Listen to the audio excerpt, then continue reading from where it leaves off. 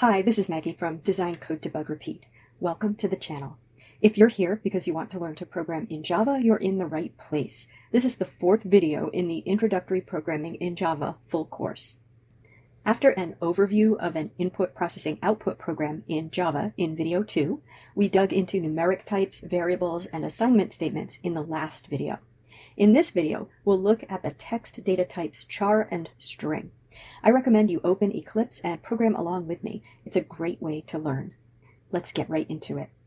I have here a program called worddata.java that asks the user for a word. It then displays the word in all uppercase, all lowercase, and it prints the first and last letters in the word and the length of the word. I'll run the program, and I will type the word rosebud at the prompt,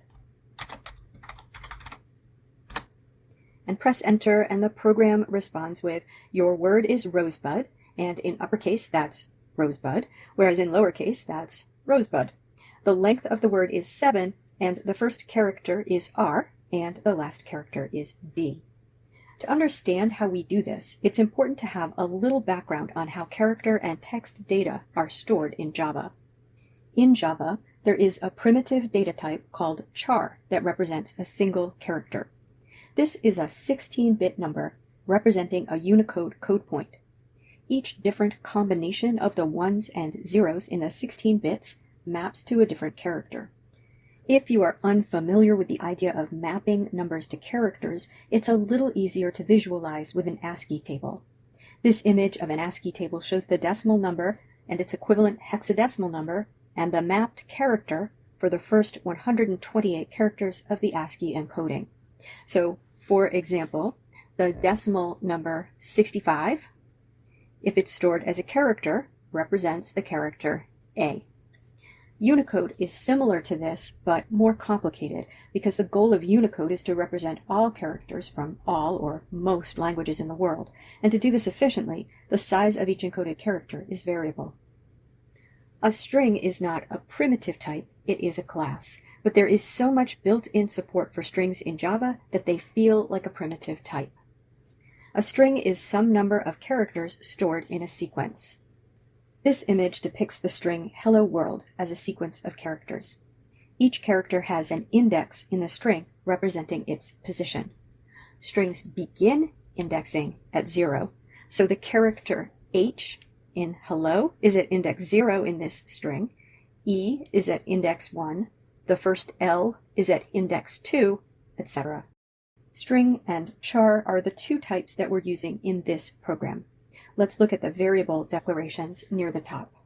Notice that the type name string begins with an uppercase letter, and it doesn't turn purple in the Eclipse editor like the primitive types int, double, and char, and other Java keywords such as public, static, void, and new. That is because string is a class name, like scanner. A class is also a type, but it's not built in. It's a type that's built with the language. We will eventually talk about classes in much more detail. We have 3 string variables: word, word upper, and word lower.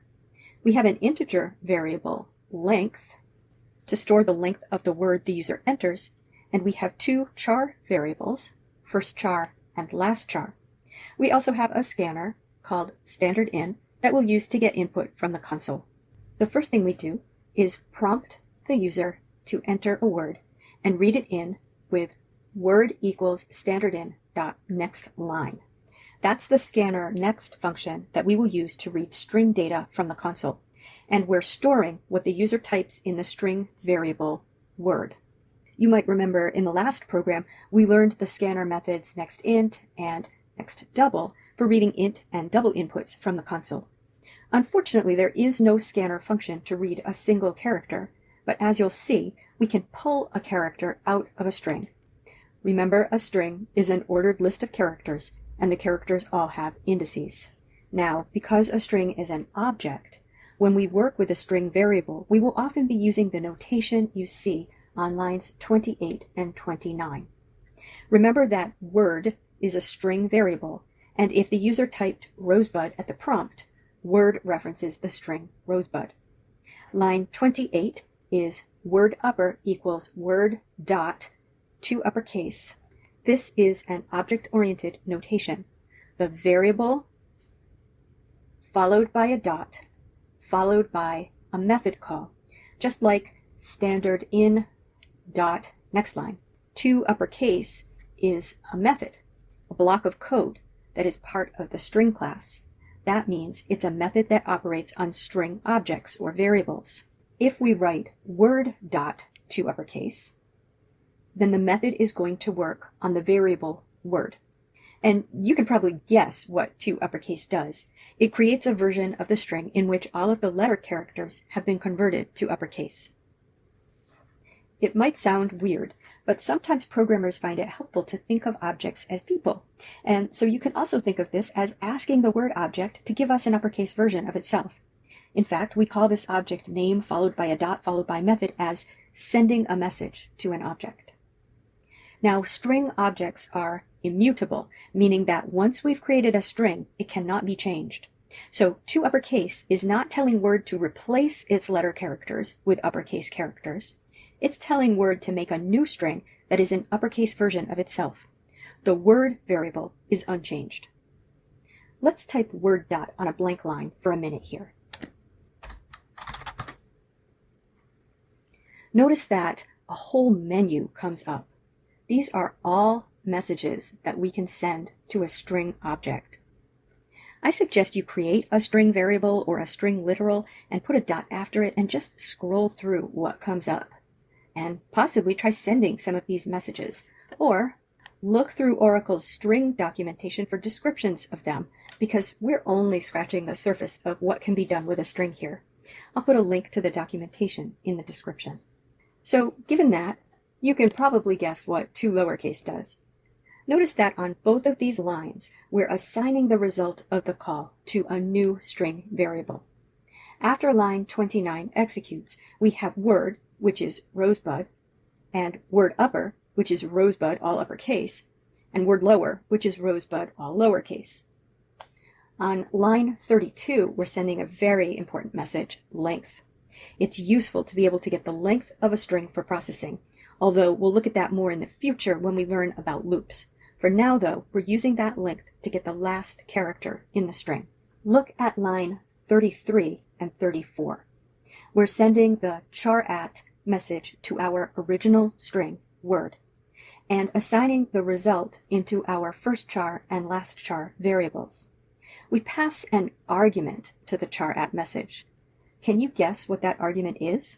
Look at our image of the hello world string again, and pay attention to the indices. Did you guess that we're passing in the index of the character we want?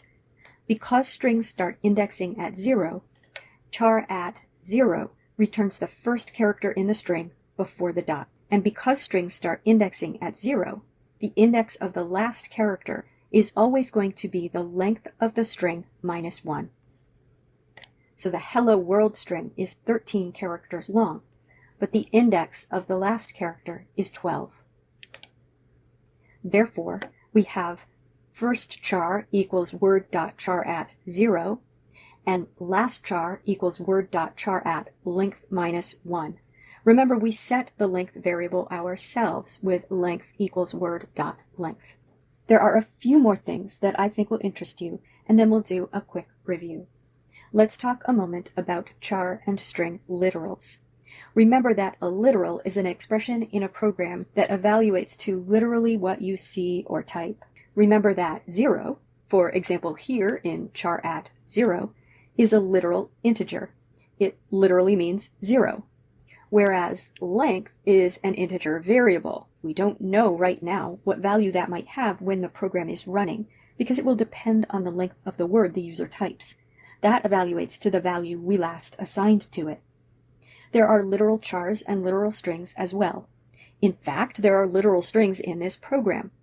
Literal strings are enclosed in double quotes. So our prompt, please enter a word, is a literal string. And all of this text enclosed in quotes in our output statements, such as your word is, and in uppercase, are literal strings. A literal character is enclosed in single quotes. Just to illustrate, up at the top of the program, I'll assign a literal character to our variable first char. I'll write first char equals single quote A, single quote, semicolon. Now, two other things that are interesting are down in the print statements: concatenation and escape sequences. Let's start with concatenation. To concatenate two strings means to create a new string out of the strings you're concatenating in order. The concatenation operator is the plus sign. You can concatenate literal strings with string variables, like the first print statement, your word is plus word plus and in uppercase. That's a string literal, your word is, concatenated with a string variable, word, concatenated with another string literal, and in uppercase. But you can also concatenate expressions of other types with strings, and Java will convert them to a string. So in the fourth print statement, we are concatenating the length of the word is, a literal string, with length, an int, and then comma and another literal string. And finally, the other thing that's interesting here is the \n. You might notice that when the program ran, you didn't see that printed out. What you do see, though, is a blank line. /n is an escape sequence for a new line, a blank line. And it is a single character. Notice I can assign it to first char instead of A. When it's enclosed in a string, it means a new line, so when it's printed out, the cursor will move down to the next line. Here is a table of escape sequences from Oracle. I'll include a link in the description. The most common ones that you will use are the tab, \t, the new line, \n, and then \single quote, \double quote, and \\, to take away their syntactical meaning. The \ escapes the character that follows it. It is used to make a non-special character special, as with T and N, or it is used to make a special character, a character that is used for syntax, into a non-special character. So if you want to include a double quote in a string, or a single quote in a character, or a \ in a string or character, you will need to escape them or precede them with a \. Now our quick review. Java has a char data type which represents a single character. These are stored as integers according to the Unicode UTF-16 format. When we write a char literal in a program, we enclose it in single quotes. Java has a string data type which represents a number of characters. These are stored as an ordered list of characters. When we write a string literal in a program, we enclose it in double quotes. You can access individual characters of a string using their indices and the char@. method. The indices begin at 0 up to the length of the string -1. A string variable is an object, and it has quite a lot of messages that you can send to it, including to uppercase, to lowercase, length, and char@. You can concatenate strings by using the plus operator. You can even concatenate non-strings into strings using the plus operator, and Java will convert them to strings. There are also several escape sequences that you can store as characters or include in strings, including \t for tab, \n for a new line, and \\, single quote, and \double quote to represent a \, single quote, and double quote, respectively. We escape characters to either give them a different meaning or take away their syntactical meaning.